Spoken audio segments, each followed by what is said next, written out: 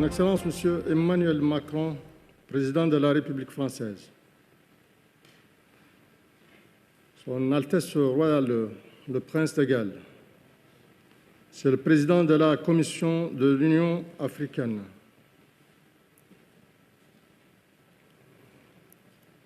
Mesdames et Messieurs, permettez-moi tout d'abord d'adresser mes plus sincères remerciements à Son Excellence M. Emmanuel Macron ainsi qu'au gouvernement français pour l'accueil chaleureux et l'hospitalité généreuse qui nous ont été réservés depuis notre arrivée à Paris. Je voudrais également, en mon nom propre et au nom de mes frères chefs d'État des pays membres de l'Agence panafricaine de la Grande Muraille Verte, remercier chaleureusement la France, les Nations Unies et la Banque mondiale pour l'heureuse initiative que constitue l'organisation en marge de One Planet Summit du présent forum dédié à l'investissement pour la Grande Muraille Verte sahélo-saharienne. Après une année 2020 très éprouvante pour le monde entier et dont les conséquences ont été particulièrement douloureuses pour nos populations et nos économies, cet important forum vient à point nommé. Excellences, Mesdames et Messieurs, ma participation au One Planet Summit et à ce forum en particulier dont l'enjeu est d'une importance capitale pour l'avenir de notre planète traduit l'engagement résolu de notre région et de mon pays, la Mauritanie, pour la préservation de la biodiversité à travers la mise en œuvre de l'initiative panafricaine de la Grande Muraille Verte. Cette initiative constitue l'instrument privilégié de nos États sahélo-sahariens pour s'engager et s'unir face aux enjeux récurrents de la désertification et de la dégradation des terres, la perte de la biodiversité et les changements climatiques. Fortement engagé sur cette voie, mon pays a ratifié la Convention des Nations Unies sur la lutte contre la désertification et la dégradation des terres en août 1996 et inscrit dans sa stratégie nationale de développement l'objectif 15 de l'agenda 2030 qui vise à protéger et restaurer les écosystèmes terrestres et assurer une gestion durable des forêts. Excellences, Mesdames, Messieurs, la lutte contre la désertification, l'amélioration des conditions de vie des populations rurales, la sécurité alimentaire et énergétique, l'autonomisation des femmes et l'emploi des jeunes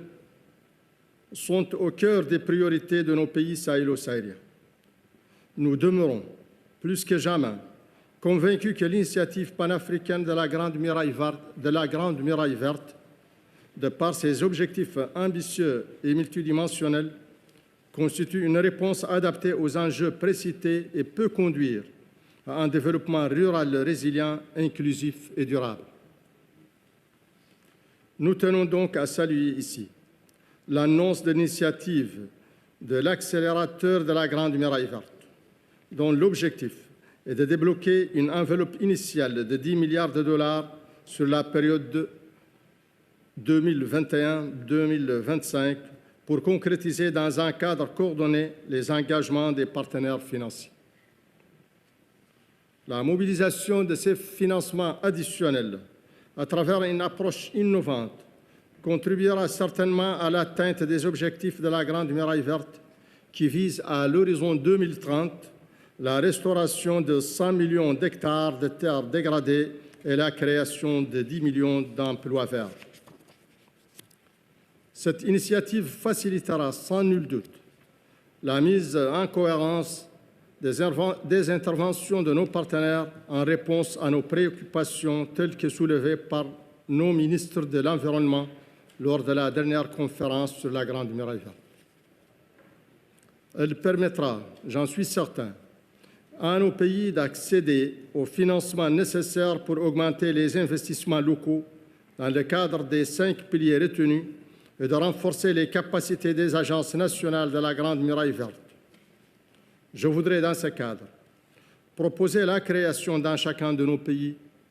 d'un fonds de la biodiversité dans lequel nous verserons une partie des ressources issues de l'annulation de nos dettes, annulation que nous appelons de tous nos vœux. Excellences, Mesdames, Messieurs, l'initiative de la Grande Muraille verte constitue pour la région du Sahel le cadre stratégique et opérationnel adéquat pour promouvoir l'émergence de nouvelles opportunités d'investissement dans le développement des filières agroécologiques créatrices d'emplois durables. Aussi, c'est avec un grand intérêt que nous accueillons aujourd'hui la création du mouvement international pour l'agroécologie en Afrique, qui traduit l'engagement du secteur privé en faveur de l'agroécologie. J'invite, dans le cadre de cette dernière initiative, les entreprises internationales et nationales à travailler en synergie pour soutenir une démarche, contribuer au développement rural durable du Sahel et favoriser les transferts de technologies et de savoir-faire aux acteurs locaux en vue de développer des filières structurées et compétitives qui préservent la biodiversité et les ressources naturelles. Je puis vous assurer que mon pays, qui a fait le choix d'une économie dans laquelle le secteur privé est le principal moteur de la croissance, accueillera favorablement les entreprises internationales désireuses de s'installer en Mauritanie. Je vous confirme également que notre secteur privé national est fortement engagé à soutenir les efforts du gouvernement et dans ce domaine et à créer des partenariats gagnant-gagnant avec les entreprises étrangères, en particulier dans les domaines de la sécurité alimentaire et du développement économique rural durable, notamment à travers le déploiement des filières agroécologiques. En outre, nous avons mené d'importantes réformes en matière d'amélioration du climat des affaires et dans ce cadre de la promotion du partenariat public-privé et de l'adaptation de son cadre juridique aux standards internationaux. Nous avons également engagé un important effort de mise à niveau de nos infrastructures pour créer des conditions propices à une croissance forte, durable et inclusive. Excellences, Mesdames et Messieurs, je ne saurais terminer sans réaffirmer l'engagement de la Mauritanie en faveur de toutes les initiatives visant à approfondir l'intégration sous-régionale et particulièrement en matière de coordination et de mise en synergie des efforts en vue de lutter plus efficacement contre la désertification et la dégradation des terres, de protéger et de restaurer nos écosystèmes. Je réitère donc mes plus sincères remerciements à tous ceux qui ont initié et contribué à la réussite de ce forum consacré à l'investissement pour la Grande Muraille verte sahélo-saharienne. Je vous remercie.